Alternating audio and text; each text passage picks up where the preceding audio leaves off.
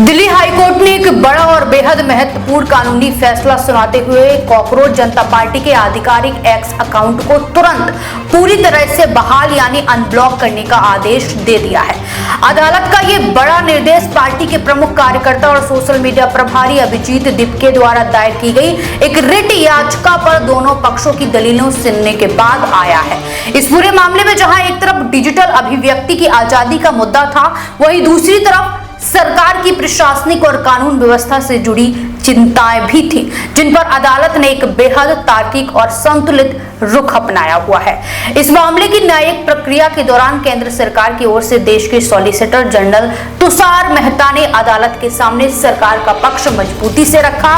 उन्होंने दलील देते हुए कोर्ट को बताया कि इस सोशल मीडिया अकाउंट को ब्लॉक करने का फैसला अचानक नहीं लिया गया था, बल्कि इसके पीछे एक बेहद गंभीर वजह थी। सरकार के मुताबिक इस अकाउंट से किए जा रहे लगातार पोस्ट और राजनीतिक बयानों के कारण देश की सबसे संवेदनशील नीट परीक्षा के दौरान छात्रों, उनके परिवारों और अभिभावकों के बीच भारी भ्रम, घबराहट और अफरा तफरी का माहौल पैदा होने की पूरी आशंका थी।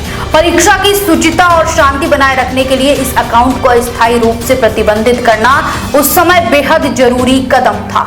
हालांकि दिल्ली हाईकोर्ट ने सरकार और याचिकाकर्ता दोनों की दलीलों की गहन समीक्षा करने के बाद एक बेहद अहम टिप्पणी की।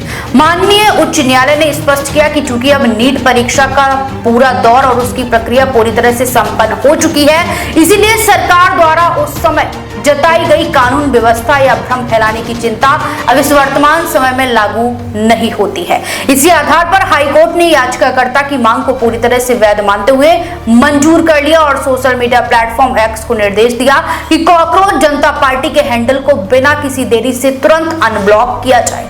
इसी अदालती फैसले के बाद अब पार्टी की डिजिटल उपस्थिति दोबारा सक्रिय हो गई है और राजनीतिक गलियारों में से अभिव्यक्ति की स्वतंत्रता की एक बड़ी जीत के रूप में देखा जा रहा है। देश विदेश की तमाम बड़ी खबरों के लिए देखते रहें किनी टाइम्स। वीडियो को लाइक करें, चैनल को सब्सक्राइब करना ना भूलें।